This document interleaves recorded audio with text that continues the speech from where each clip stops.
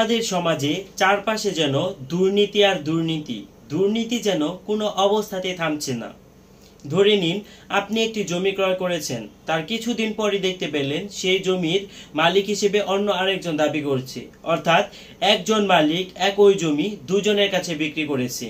একই জমি দুজনকে বিক্রি করলে সেই জমির প্রকৃত মালিক কিভাবে নির্ধারিত হবে?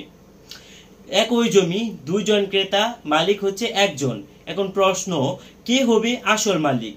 ধরেন আমরা একটা গল্পের মাধ্যমে বোঝার চেষ্টা করি।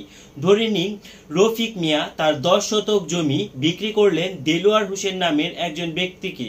দেলোয়ার টাকা পরিশোধ করে রেজিস্ট্রিকৃত দলিল করে জমি দখলে নিল।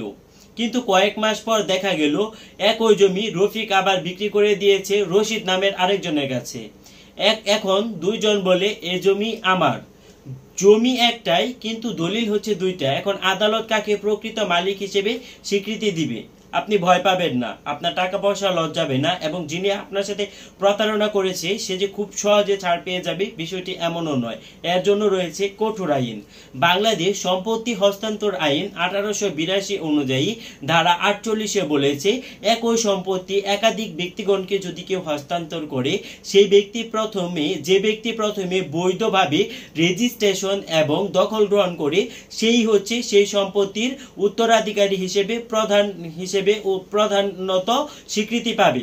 অর্থাৎ যার দলিল আগে রেজিস্ট্রি হয়েছে সেই জমির প্রকৃত মালিক হবে, এবং যিনি জমি দখল নিয়েছেন তিনি প্রকৃত মালিক হবেন। অর্থাৎ যিনি আগে জমিটি ক্রয় করেছেন, জমির দলিলটি রেজিস্ট্রেশন করেছেন এবং জমিটি আগে বুক দখলে গিয়েছেন, তিনি সাধারণত জমির প্রকৃত মালিক হবে।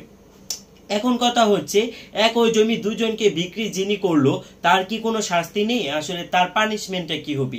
এই কাজটি অপরাধমূলক প্রতারণা হিসেবে গণ্য করা হয়, কারণ বিক্রেতা জেনে শুনে একই সম্পত্তি একাধিকগণ ব্যক্তিগণের কাছে বিক্রি করেছে, যা অসৎ উদ্দেশ্য প্রণোদিত। দণ্ডবিধি 1860 পেনাল কোডে বলা আছে চিটিং 415-তে, যদি কেউ ইচ্ছাকৃতভাবে মিথ্যা তথ্য দিয়ে অন্যকে আর্থিক ক্ষতির মধ্যে ফেলে সেটি সাধারণত প্রতারণা। সেকশন 420 চিটিং অ্যান্ড ডিসঅনেস্টলি, যদি যে ব্যক্তি প্রতারণার মাধ্যমে কারো কাছ থেকে অর্থ বা সম্পত্তি আদায় করে তার সর্বোচ্চ শাস্তি হচ্ছে 7 বছর কারাদণ্ড এবং জরিমানা, এবং উভয় দণ্ডই হতে পারে।